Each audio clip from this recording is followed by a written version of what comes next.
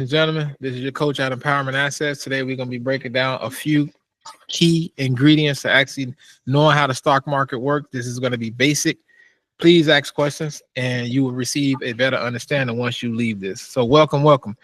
First thing I want to talk about is stock market news, ladies and gentlemen, as a trader and also as an investor and as a human being that lives in a society like America, right? The Western world, even the Eastern world, you need to understand what's going on around you, right? It's critical. If you don't understand what's going on with the politics, you don't understand what's going on with the financial worlds, how you going to actually come out on top? You cannot. So let's talk about September is a historical month for the stock market to actually drop for the year, right? So historically, right? But history doesn't always repeat itself. So I want you guys to understand that do not be on pins and needles because historically we know that September the stock market drops, right? But it can change this year. A lot of things can change. So do not go off historical content. Just go off of what you chart and what you understand that's going on in front of you. Not Nestle fired a CEO. He was fraternizing. He was having a affair with somebody inside the organization, inside the company. I want you guys to keep your eyes locked in on that. That happens at multiple companies. The reason I say this would give you an opportunity to understand how companies actually move off of information based off the CEO, the CFO, and how the product is actually doing. So this is actually a sore eye for them, so they had to get rid of him. Now, gold. I want everybody to write this down.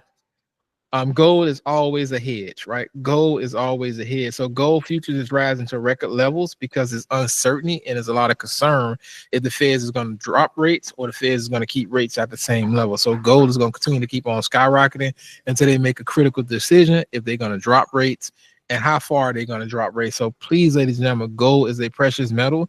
It has been used since the beginning of time. Even Mansa Musa used the gold, and then many other nations is actually using gold and actually hoarding the gold. Now, what's next in a legal fight between Donald Trump and the Fed member Lisa Cook? I want you guys to understand this.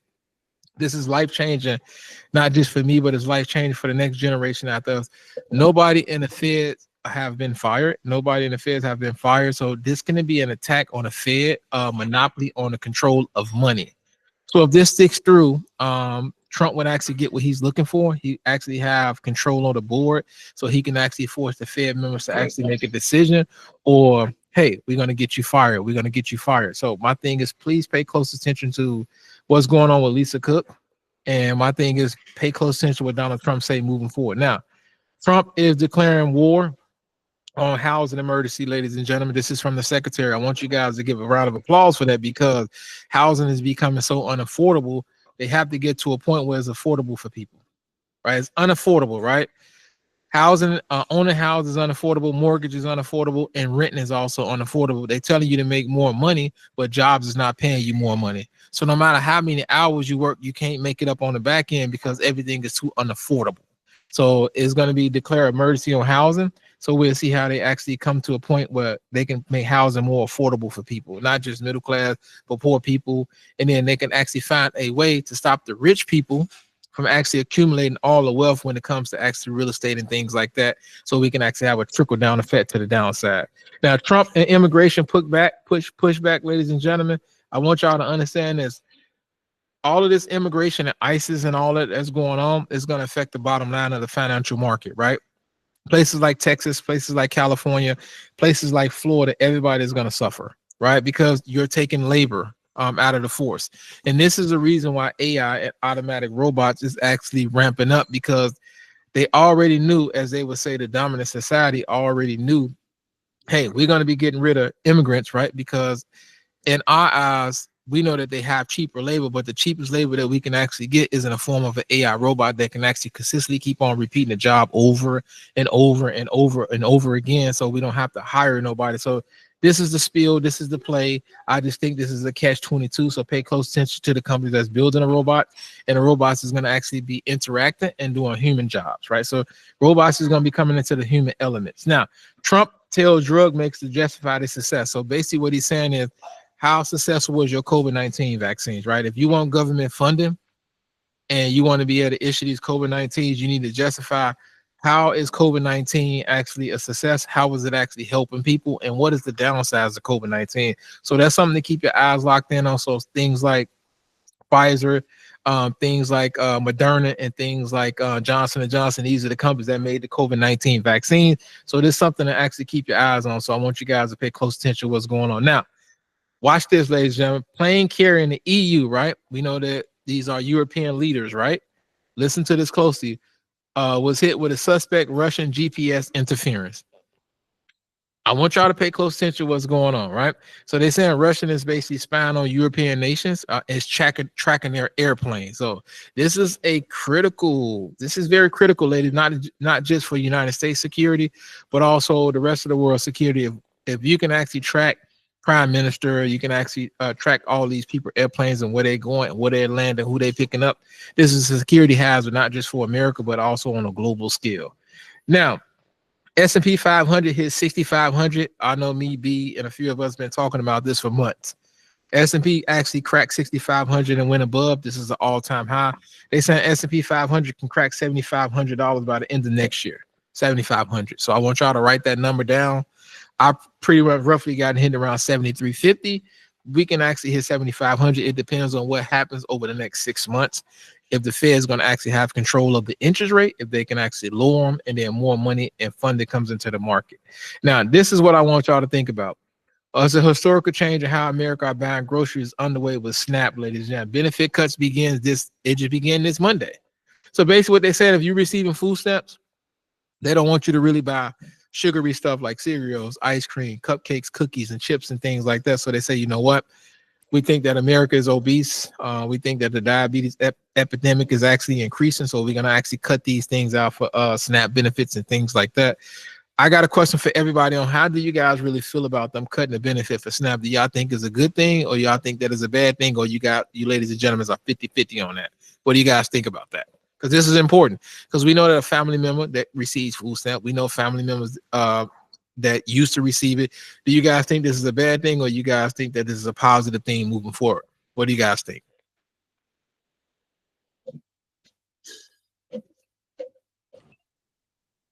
I think it's 50-50. Like, yeah, people are obese, but you shouldn't dictate what people put in their body.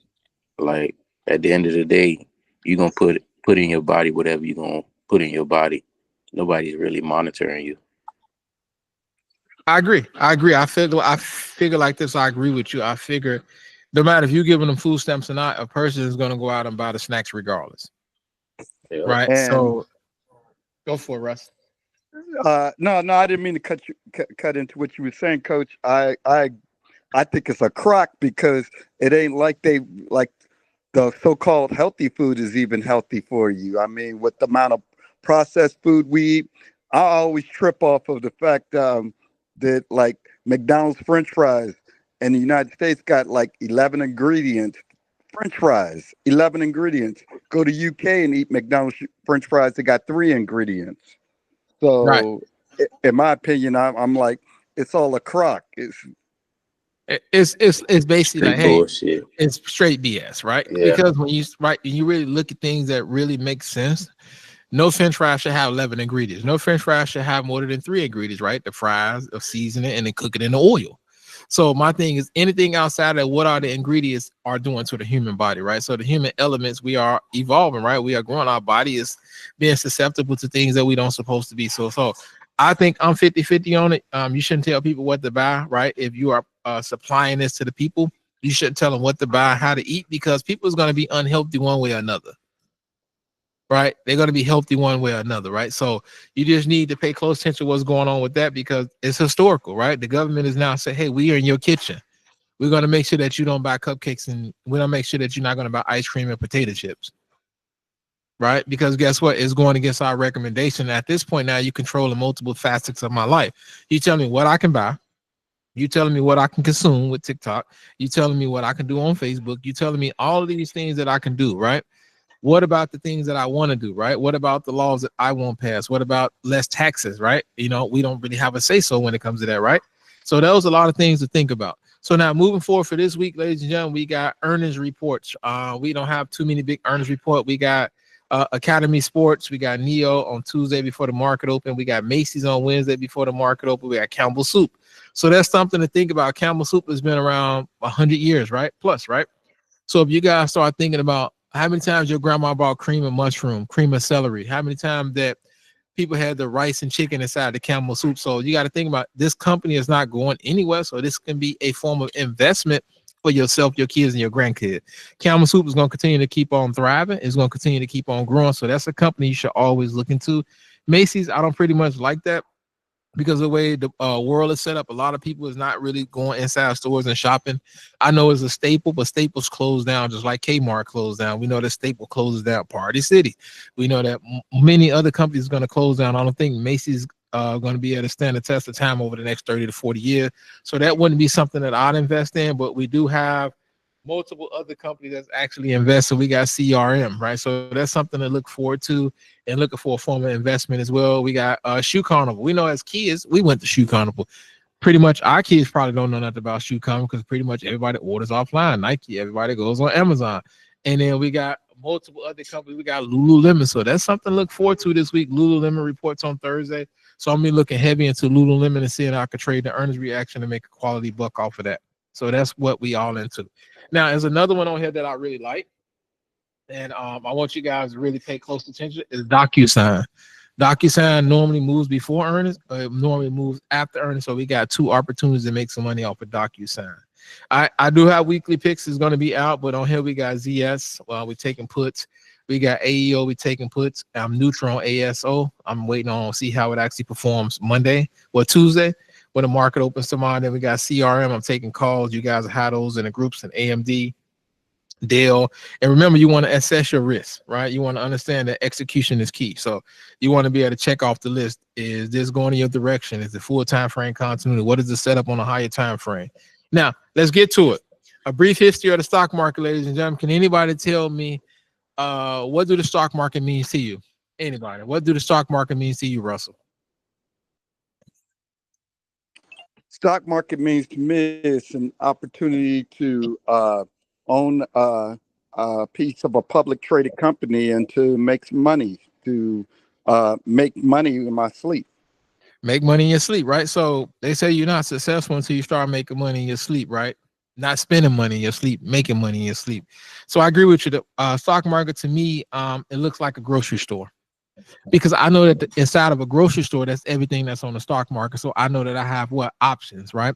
And I know once I start thriving and looking at these options, I can take full advantage of these what? Options, right? So the stock market is an option to me. So the stock market originated in what? 1600, right? With the Dutch, East Indian Company, right? In 1792, they had a what?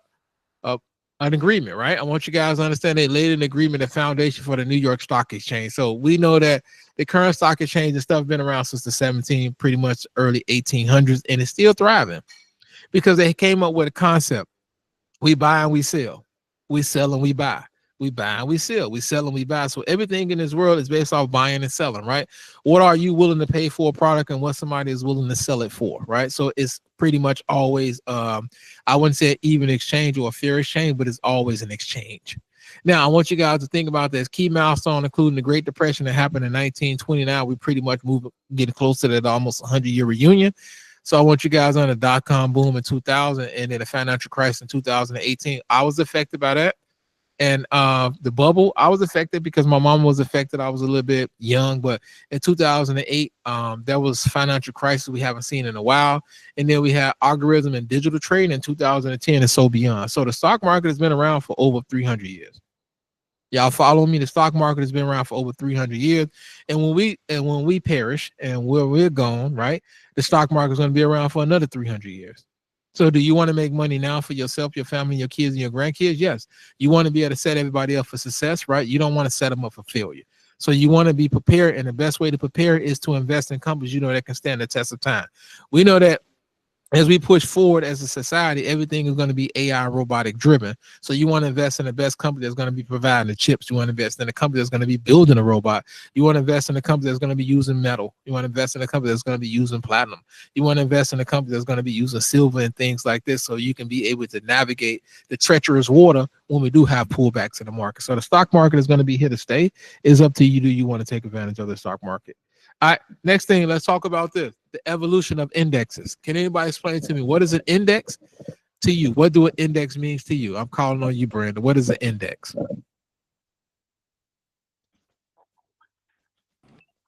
So kind of like a basket of stocks, really.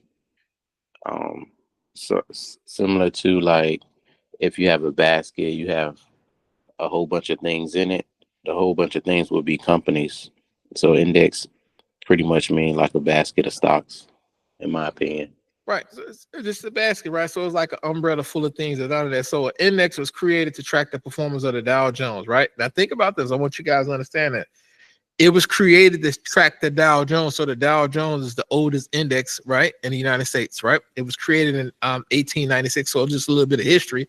It started off with 12 companies. Then the S&P 500 was introduced in what year, ladies and gentlemen? 19 what? 57. So the S&P 500 is less than 100 years old, right? So this is why I try to tell you guys we always have an advantage when we trade in what? The Dow Jones, because the Dow Jones has been around a little bit what? Longer, so it's a little bit more what? Trusty. Now, the S&P 500 was introduced in 1957. The NASDAQ debuted in 1971.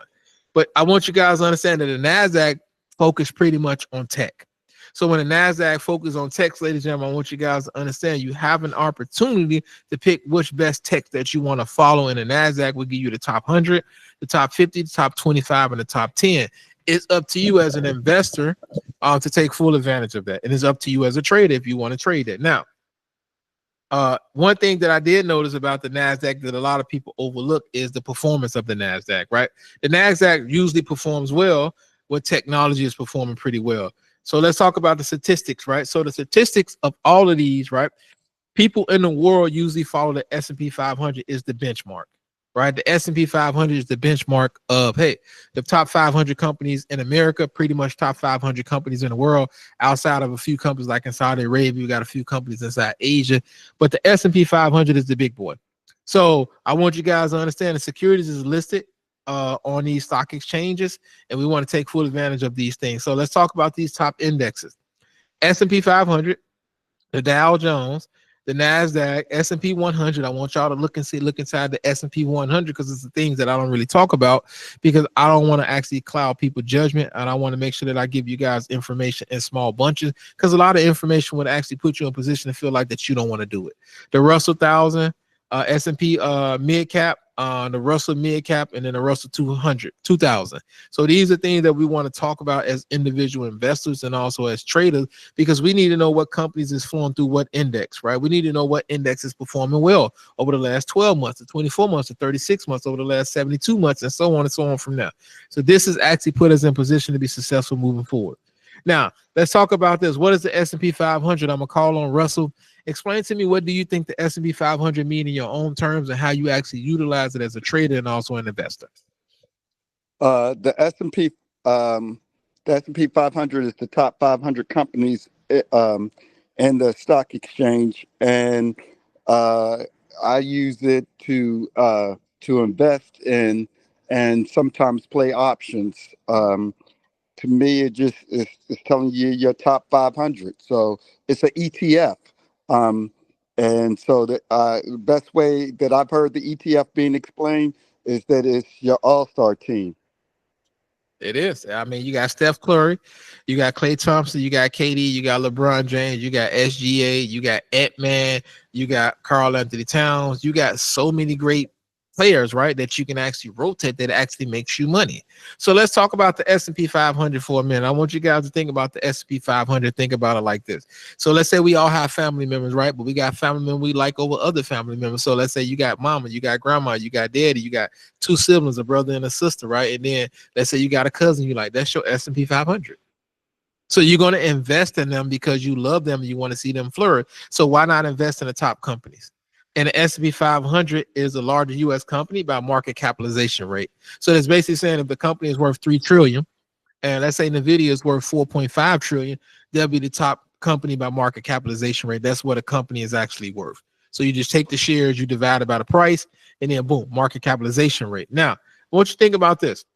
The market cap is weighted and indexes that represent 80% of the U.S. equity market. So the S&P 500 is the big boy. That's who we follow, and that's why we trade SPY. That's why we trade SPX, right? That's why we trade SPY. That's why we trade SPX, right?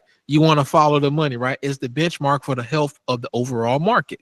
So if I told you that, hey, I got $1 million in SP 500 and I made 20% this year, that means I made 200 grand. So everybody will be like, hey, I want to follow the benchmark of the S&P 500. So guess what you'll be trading? S&P 500, you'll be investing in. They do have an average return of almost 10%. That's, to me, that's phenomenal. Why are you going to make 10% on top of your money? The bank is not going to give you 10%. So the stock market will give you 10%. So I like that. All right, let's go back and forth, Russell. Let's talk about the top 5 S&P 500 companies by market cap. There's no in no particular order, but I want to talk about this because this is important. I think Nvidia is putting that wrong. I made a mistake on that. Nvidia is worth over 4 trillion. So Nvidia is worth more than any other company on here. So that's a mistake on that front. But Apple is around 3.45. Microsoft is around 3.77. Amazon around 2.4. Nvidia is worth like 4.35 trillion right now. And then you have Google pretty much almost 2-some trillion as well. So these company is a dominant, right? These companies is pretty dominant, ladies and gentlemen. I want you guys to just think about this. We use Apple products, Apple cell phone services. We use Microsoft, not just video games, but the web and things like that. I want to throw a bone out there. All of these companies is building data centers. Microsoft is building a data center. Nvidia, we know that that's a conglomerate when it comes to chips to the robots and things like that. But I want you guys to think about Microsoft building a data center. They're going to be controlling the power and the resources to multiple homes, like millions of homes, millions of people that's actually going to be using them, right? So market cap is everything. Now, here we go, Russell. I'm picking on Russell today. What is the NASDAQ, Russell? Read this out loud. I want y'all to think about this for a second when you read it to y'all. The NASDAQ 100 tracks 100 of the largest non-financial companies on the NASDAQ stock exchange. It's known for being, Tech heavy. Yes, it's known for being tech heavy and includes many high growth companies. Can you explain to the people what do they mean about tech heavy? And if it was tech heavy, in your opinion, what tech companies would you invest in? So Tesla is a tech heavy company. There you go. So, I mean, anything that's technology wise, I mean, it's kind of self-explanatory to me. No brainer, right? So if you had to tell somebody they had $1 million, what would be your top tech company that you would tell them to invest in? Or just one company? One would be NVIDIA. NVIDIA, right? B, what company would you tell somebody if they had $1 million? What tech company would you tell them to invest $1 million in? Tech, probably I go with he said NVIDIA. Probably Google. All right, Lonnie, which company would you invest $1 million in if you have just 1 million invest in one company out of the tech sector? This is important. All right. Everybody said, you said Meta, you said Google, somebody, NVIDIA. Wow.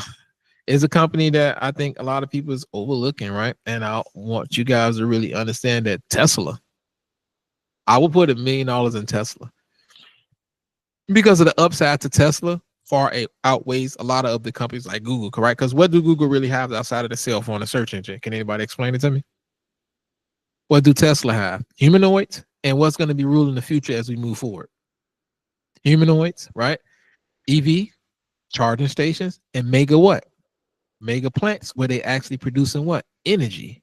So Tesla to me would be the company that you wish should set $1 million or $2 million, $3 million, 30,000, 10,000, 20,000, and allow it to actually grow and accumulate. So I like that. So NASDAQ is tech heavy.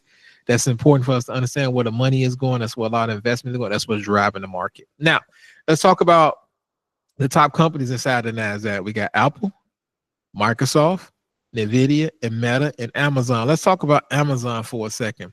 Amazon to me is always going to be a soft spot because I think Amazon still have room to grow. I think Amazon is actually going to catch up to Walmart when it comes to the food industry. They're going to be able to, hey, we give you a sweet deal, a sweet service, right? We're going to have multiple stores. You're going to be able to go to Amazon stores and your local community is going to be like a neighborhood Walmart. So I think Amazon has a lot of upside potential. Please be on the watch for Amazon, ladies and gentlemen, because you already do pretty much everything through Amazon. You watch movies, you shop for products, you buy groceries, and then you're gonna have Amazon Health. Anybody heard of that yet? Amazon Health. Let me hear somebody say that. Have y'all heard of Amazon Health yet? No, it's funny you said that because that was the one thing I was like thinking. I said, I bet you Amazon gonna start moving into health because I was reading about CVS and realizing that CVS is actually a healthcare stock. So let's talk about this for a second. And remember I told you guys about Intel getting bought out. So I think in the near future, Walgreens, they just got bought out by a private firm. And I think that CVS and all these things is on the verge. I think Amazon can actually buy CVS out and convert it and get into the healthcare sector completely. I think Amazon can have their own doctors, right? Amazon Health, right? And I think they would thrive because everybody look at Amazon as a what? A bright brand, right? It's something that you're familiar with. It's just like when you're in a relationship, you're familiar with your wife, you're familiar with your husband, your boyfriend, and your girlfriend. Everybody's familiar with Amazon. Amazon Prime, Amazon Movies, Amazon this, Amazon that. Right now, let's talk about Meta. Who on his own Instagram and Facebook? Who operates those platforms? Who operates them? Nobody. What you mean? Like who has an account? Do you have an account? Oh, everybody. Everybody has these accounts, right? So that means that you have data in the cloud, right? So I want you to understand this. We signed an agreement for our data in the cloud to actually be there, right? So in the future, they're going to charge you payments to be able to have their access to that data in the clouds. So I think that Meta actually have an opportunity because virtual reality is going to be a thing in the future. What did I tell y'all? Watch Player Ready 1. Nobody is going to be able to travel in the future that stay playing, right? Everybody's going to have to do virtual reality unless you ultra rich, right? Because in the movie with Justin Timberlake, when it calls time, he showed you that you have to have money to actually travel to different barrels, and the Hunger Games showed you the same thing. So Meta is going to be in the forefront of actually having people be able to project digitally on how they can actually travel the globe. So please be prepared to actually do more investment in Meta. Meta is at an all-time high. I remember online they were telling, "Oh, Meta is this, Meta is that." No, Meta is a quality company. You just got to get it at a quality price, right? Nvidia, we know that's going to continue to keep on growing and building. Once we lift the restriction with China, I think Nvidia can actually accelerate the 5 trillion, and that'll be the first company in history at 5 trillion, just like they were the first company in the 4 trillion. So we got to continue to keep on evolving and growing right there. Now, write this down, Russell. You got boys like I got boys. You ready? Microsoft and PlayStation just changed the game. Now you can cross game. There's no barrier no more. You don't have to pick and choose between PlayStation and Xbox. You can cross game now. This is game changer. So just think about the revenue that both companies is about to be able to what? Bring in. Cross gaming, ladies and gentlemen. Remember, you always had to buy Microsoft games or you have to buy PlayStation and you wasn't able to what? Cross game. So this is going to cut a lot of PC money out as well because people go to PC and say, hey, we can just do pretty much on anything on PC is a little bit more free, right? But Microsoft and Sony is doing cross gaming, ladies and gentlemen. So I want you guys to give a round of applause for these two companies that pulling it out. They understand that we moving forward as a world and as a society, and this is going to bring in more revenue to Microsoft and also Sony. I will tell you guys right now, get 1,000 shares of Sony, get 100 shares of Sony. Sony is under $30 a share. Sony is under $30 a share, right? If you bought your child a PS5, PS4, you need to actually pay close attention to what's going on. All right, so take some pictures. And my whole thing is take pictures, and my thing is realize that life is going to move forward with us or without us, but let's get this bag together. All right, let's talk about this. What is the Dow Jones? All right, I'm picking on somebody. Let's see who I want to pick on. D, I'm picking on you, D. Let's go, Dante. I'm picking on you.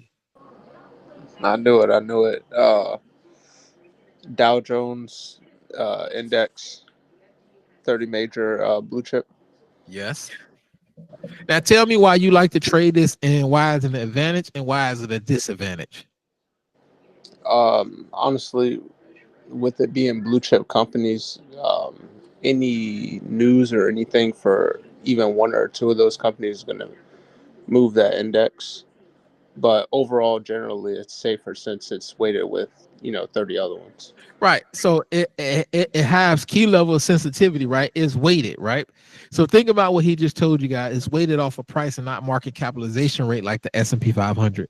So you only have 30 companies, right? So that's why when you see United Health drop, right, which is the highest weighted company inside of Dow Jones, that means that Dow Jones is going to go what? Down. Once you see United Health is going up, that means that Dow Jones is going to what? Stabilize itself and what? Increase to the upside. So it reflects the economic stability more than growth potential. So it's the economic, right, stability more than growth. So my thing is the Dow Jones to me is always a safer bet. right? It's less companies, it's more predictable, and then you can do more research on the top 30 companies because it's only 30 companies. So everybody that's an investor and as a trader, you should know all the 30 companies inside the Dow Jones. And that's why I like to trade it when it comes to futures. And that's why I like to trade DIA when it comes to ETF and options, right? The Dow Jones is giving me an advantage. All right, let's talk about this. So these are the top 5 weighted companies: United Health, Goldman Sachs, Microsoft, Apple, Home Depot, right? I want you guys to understand that these companies can actually move the market. Y'all feel me? These are average weighted by price, not market cap. Whatever the company, how much the price of the company is, right? Please, ladies and gentlemen, just because a company is worth more than another company, that don't mean the market capitalization rate is higher. Because United Health is not worth more than Apple, right? Goldman Sachs is not worth more than Microsoft. So these are the things I want y'all to think about. This is just the price of the stock. The price of the stock. Y'all follow me? Price of the stock, right? Let's get it. All right, let's talk about this S&P 500 versus the NASDAQ versus the Dow Jones, the key difference. So the S&P 500 is the broader market, right? The top 500 company, if you market cap, right? And then we got weight. The NASDAQ is tech heavy, so it's fast moves. Anybody on here ever traded NQ? It moves pretty what? Fast. Anybody ever traded QQQ? It moves pretty what? Pretty fast, right? Because it's tech heavy. There's over 3,000 companies inside the NASDAQ, and we know that the top 100 is going to actually keep it moving. Now, the Dow Jones is price, weight, and is legacy focused. So these are companies that have a legacy, right? Apple is a legacy company, right? Apple's been around for a long time and got a legacy of being a quality company, quality product. We know that Home Depot is a legacy company because guess what? Without Home Depot and Lowe's, guess what that means for the housing market? Guess what that means for your do-it-yourself home project? What do that mean? It means disaster if we don't have these companies. So these are legacy companies. We want to leave legacies behind, Coca-Cola, things like that. Now, let's talk about this. Everybody always talking about they want to know about candlesticks, but we're going to keep it simple. We're going to keep it basic. So this is for anybody. This is for your grandma, right? This is for somebody that just started how to invest. When you're looking at candlesticks, me and Russell, we're going to go back and forth. I'm picking on Russell today. Russell is my punching bag. Now, Russell, let's talk about this. When it comes to candlestick, let's talk about why the color of the candlestick really matters, right? Russell, now explain to me why the color of the candlestick is color-coded and why does it matter? It's color-coded because it lets you know if the price is going up or if it's going down. Green being up, red being down. So it lets you know, as I like to call it, when it's red, it's letting you know it's on sale, so it's a better time to buy. When it's going green, lets you know that's a better time to sell. Okay, so basically, in terms of the market is letting you know when to buy, when to sell, is bullish or is what? Bearish, right? So I like that spiel because at the end of the day, I don't think people really understand what bullish and bearish mean. They just look at the candlestick. It's green, it's red. So when the market is green, the market is bullish. That means the market is heading in a uptrend, ladies and gentlemen, or an individual stock is heading to an uptrend. When a candlestick is red, it's bearish. The market is heading to a downtrend, or individual stock is heading to a downtrend, right? So candles works like this. You got green that's bullish, you got red that's bearish, and then you have wicks, right? These are price extremes, right? So these are basic extensions on the price. A lot of people don't fail to realize, right? Extensions on the price. So we have bodies, right? The candlestick have something that they call a body. So body is where the price is focused, right? So as you guys look at the green candlestick, we have a huge body, right? But on a bullish candlestick, the body opens at the bottom and closes at the top. That's what price stops on the body. And then we have an extension of price because the candlestick wick actually wicks up, right? So that's price extending itself, right? But in reality, in the real world of trading and focus, once we see wicks up, that's actually letting you know is a cause for what? Cautions, right? A reversal is imminent and it can happen. In a world of a bearish candlestick, it opens at the top and closes at the bottom. So we do have extensions as well when it comes to bearish and bullish candlestick. You guys have that down to a T? Let me know if you guys have that. You want me to repeat it. Bullish and bearish candlesticks are only thing that matters in the market when you are trading trend, right? You want to know if the trend is still bullish. You want to know if the trend is still bearish. Those are the things that make sense. Got it? Let's get it. Now, a lot of people always ask me about the basic things, and this is what I want to bring to the forefront, because a lot of traders are losing because they don't understand market structure and they don't understand how candlesticks is actually moving in one direction or the other. Now, when it comes to candlestick, we have something that's called a hammer. It's a long wick, a bottom reversal, right? We got bullish engulfment, a big candle, as well as the previous candle. Now we got a morning star. I know that as a trader, we see these candlesticks on a daily basis. I know as an investor, we see these candlesticks on a yearly, a monthly, quarterly basis. But when you're looking at the candlestick, you want to know what the candlesticks means before you can actually attack the candlestick. So when we're talking about bullish engulfment, ladies and gentlemen, we're talking that we got a bearish candle, then we get a completely bullish candle that takes out the low and takes out the high and continue to trend to the upside. So now we went from being bearish to being what? Bullish. That's what we call engulfment, ladies and gentlemen. It's just like when you're sitting at home, right? And you take a bath and you get in the water can completely engulf you because you completely submerge underwater. This is how candlesticks work. Is engulfed by the next candle, the previous candles inside that candle. Now, when we're talking about hammers are bullish, right? We know that on a bullish candle, we know that it opens at the bottom and closes at the top. Hammers is technically a bullish indication that the ticker continue to keep on going to the upside. Now, morning star, this is a 3-bar setup, ladies and gentlemen. I want you guys to understand that a morning star is a 3-bar setup. So we had a bearish candle followed by a doji, which is a 50-50 candle, and then we can actually take the trade above the doji, and then boom, now we went from being bearish to being bullish. That is a morning star, right? So when you guys see a 3-bar, think of a morning star. When you guys see an engulfment candle, think of the trend is changing. When you ladies and gentlemen see a hammer, think of an opportunity for being bullish, but you still have to wait and be patient on your setup. All right. Now, let's talk about this. This is one of my favorite things to trade, and it's called a shooter.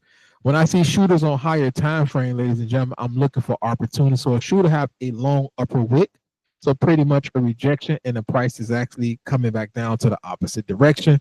And then we have bearish engulfment is the flip of the bullish engulfment. This time you have a green inside candle, and then you have a bearish candle that's actually engulfing the highs and it actually engulfing the lows, and it's going to the downside. Make sense, ladies and gentlemen? Now, evening star is the reverse of a morning star, right? This is mean that we're trading the trend to the opposite direction. We had a bullish trend, fell 2 up, we get a rejection, and then we come down with a bearish candlestick. This is an evening star, so that means, guess what? The market is falling. So we just have to be patient and we have to be calculated. Any questions on the evening star, ladies and gentlemen? Because this happens on SPY, QQQ, SPX more often than you guys think, right? Higher time frame, lower time frames is happening. You just got to be willing to actually get in the trade, execute the trade, and take advantage. All right, a doji, 50-50, right? That's what a doji is. Small body, wicks on opposite direction. We just want to be prepared and wait on the next candle sequences to be able to take full advantage of that. Please, ladies and gentlemen, pay close attention to the doji candle. Now, I want to talk about this. What is long-term investment? Let's talk about this, Russell. Let's go back and 4D. Let's get this, Brandon. Let's get this, Corey. What does long-term investment mean to you, ladies and gentlemen? Mean I'm a hold for the long term for at least in my mind at least 5 years or more. Let's get it, B. What's long-term to you? Waiting on B. What's long-term to B? All right, go ahead, D. What's long-term to you and how you actually figure that you can take advantage of it? This is important because we just can't be traders. We have to be investors as well. All right, let's get it. Let's get it. All right, now to me personally, right? Stocks that you love and know that's going to be around for a while, and you're willing to sit in it for at least 5 to 10 years. Or it could be for your kids, could be for your nieces, your nephews, something you're not going to touch, and that you know that it's a solid company. Right. So solid company. So you basically buying an investment, right? It's just like if you go to the gym, you're investing in your health, hopefully, right? You're not just going to the gym just to sit on a treadmill. You're not just going to the gym, Planet Fitness, and eating a pizza and the fruities, right? So a strategy focused on buying and holding an asset for years, right? Or even sometime a lifetime, right? So it emphasizes on fundamentals and compounding and passive income, right? So think about long-term investment is climbing a flight of stairs, right? how much you just like climbing a flight of stairs, right? Because it's slow and steady. You can take the elevator and get there faster. But when it comes to long-term investment, it's just one day at a time, right? 1 week at a time, 1 month at a time, 1 year at a time. You're thinking about the end goal, and the end goal is to actually allow your investment to actually grow, right? You want to see your investment continue to keep on building up, up, up, up, and up. Now, before you can invest in long term, you need to know how much money you have to invest. A lot of people say, I'm just going to invest. You can't invest your monthly bill money. You can't. You just can't do that. If you invest your monthly bill money, right, and then you can't pay your bills, how are you going to invest? You have no peace of mind. You can't invest, right? So it means you want to get your finances in order, right? And then my thing is, no matter if you invest in $5, $500, $5,000, it doesn't matter. Once you get things in order and you know what you can invest, that's what you should invest. But it should be no month that you go by that you don't do no form of investment. All right. Everyone has a different investment goal. I want you to understand is everybody wants to have an opportunity to retire, paying for college, right? You know what I'm saying? Paying for trips and things like that. Everybody invests, paying for education, building a home, or having a down payment for the home. Your investment objective is different from the next person, but you have to start investing for something. No matter what the goal is, I want you guys to understand the key takeaway from long-term investment is understanding that, guess what? Time horizon is your friend. No matter if you're not no longer here, your investment can still continue to keep on growing for your family, right? Your investment continue to keep on growing for your family, right? Your kids, your niece, your nephew, your mama, depends on who you designate it to, right? You can have investment inside of a trust that continue to keep on accumulating. Now, you still do want to avoid knee-jerk reaction in the market, right? Like dips, right? So you don't want to look at the dips and be like, oh my God, Microsoft dropped 100 points, but when you got in, it was 200. It went to 700, dropped to 600. That's not no major reversal. That's just a pullback, right? Because you still are in profit, right? So you want to be able to understand how the market works and how the market can help you move forward. Stocks are typically considered riskier investment. So then bonds. So a lot of people like to actually invest in both, right? So when the market is completely running, a lot of people like to be equity heavies, right? Which is stocks. When the market is having a downtrend, and people like to be bond heavy, right? But we have crypto and things like that. So that's another form of investment we can invest in. So I want to talk about this. Large company stocks are large cap companies, right? I want you guys to understand these are companies that's typically worth more than 10 billion. Mid cap 2 billion to 10, right? Small companies, we know that these caps is 2 billion. That's still a lot of money for a company to be worth. But we understand that volume stocks is very important, right? We want to understand why we invest in this company. Can this company give me a return? Do this company have any value? We know that Walmart is a blue chip, right? We know that Walmart is a legacy company. We know that Walmart is going to be here for the foreseeable future. We don't know if Walmart is going to stand over the next 100 years, but we know Walmart to be here the next 10, 15 to 20 years in our lifetime. So we want to be able to invest in Walmart. If I buy Walmart, why should I not own Walmart? All right, let's talk. The benefits of long-term investment, I want you guys to understand is compound returns. We always talk about we want returns. We always talk about I want to make money. Okay, invest your money. If you don't invest, how are you going to make money? Lower taxes, less stress, time test strategies. Because my thing is, the longer you hold an investment, a quality investment, you build wealth. You build wealth, ladies and gentlemen. All right, so let's talk about this. What is trading? I know you guys want to get to this. We're going to touch on this just on a few slides. We're not going to dig into too deep. But what is trading, ladies and gentlemen? It involves what? Buying and selling stocks, right? Buying and selling stocks. That's what trading is. I think a lot of people don't understand. If I'm buying and I'm selling something, if I buy it for $5 and sell it for $7, I'm trading something in the hopes of actually making a return that's higher than my previous investment. So if I buy it for $5 and I sell it for $7, I make $2. If I buy 100 of them, I make 200, and so on and so on and so on. So investment and trading is two different things, but also they both equal the same goal, is to be profitable, right? Now, trading and buying and selling stocks over a short time period is minutes to weeks, sometimes months, right? Focus on price action and news and technicals, right? So when you're trading, you're looking at what? Price action, news, and technicals. When you long-term investment, guess what you're looking at? You're looking at news and technicals and also price action. So it's not too much that changes. It's just how fast and quick you actually get out and realize your gains. All right, let's talk about this. I want Brandon to read this. I want y'all to understand. Listen to what Brandon is about to tell y'all. This is important for all of you guys that likes to invest. Go for it, B. invest in long-term fundamentals, trade in short-term technical analysis, investing using DCA, trading using stop losses, dollar cost averaging. What we got here? Dollar cost averaging versus lump sum investing.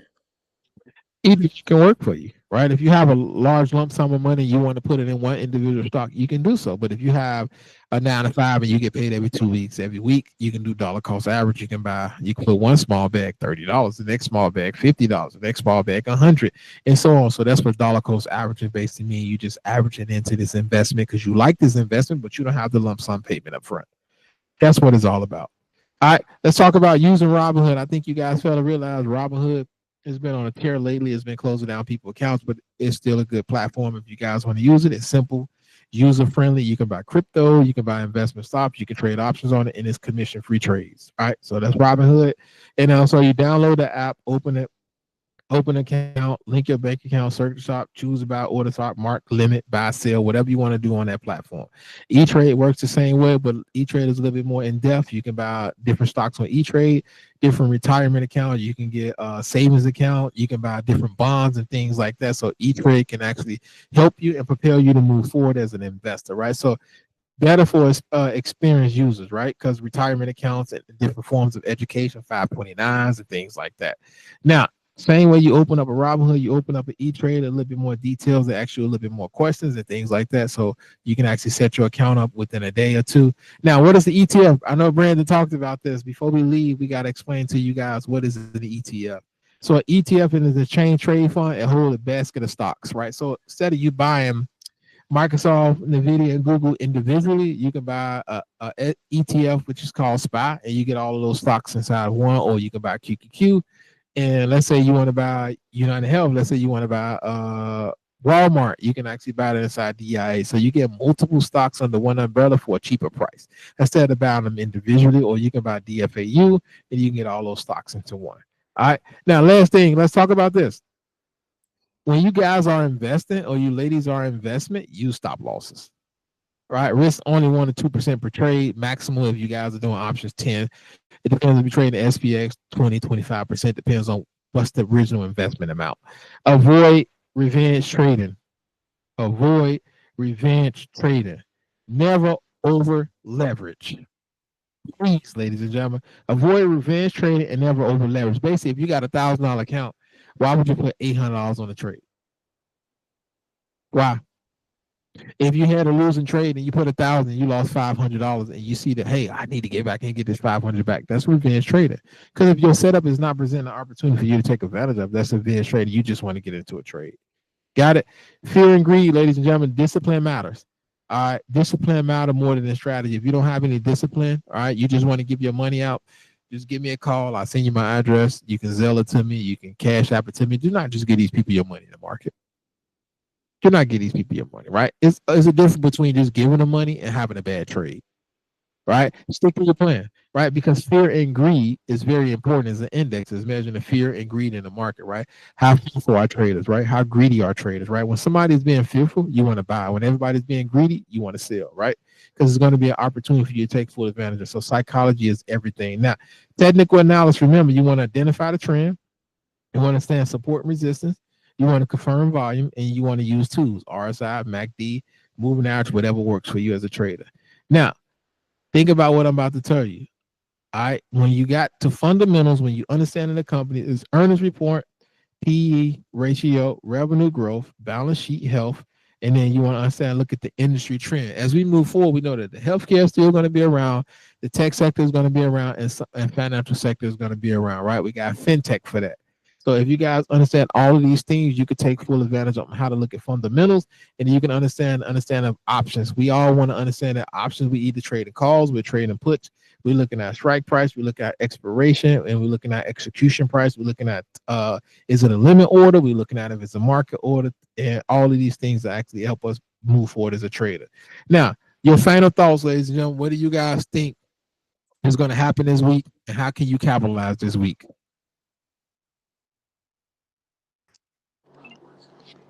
I think we can get a return of volume this week. Finally, maybe see some cleaner price action. Anybody else? What do you guys think is going to happen this week? I think the market gonna be chopped this week. Okay. Anybody else? Because this is important. You're a trader. You're an investor. What do you think about the market? How what's going to happen this week is very important to me personally. I think the market is going to be chopped for a couple of weeks. Right. I think everybody is going to be looking for the pivot on what's going on with Powell. Everybody's going to be looking for a pivot on what's going to actually transpire. But I'm going to be looking at financial. I'm going to be looking at finances, ladies and gentlemen. I'm going to be looking at banks. I'm going to be looking at tech. But I think that we can get a nice pullback, and then I think that we can have a little bit of chop because everybody is in uncharted waters, right? It's a lot of uncertainty. They don't know what Powell is going to do. They feel like a lot of things is in shambles. We just hit an all-time high. So just be prepared. Trade your setup, and my thing is don't go away from what works for you. All right. So now we are done with that on YouTube, ladies and gentlemen. We're going to chart 3 tickers. All right. Everybody throw me 3 tickers.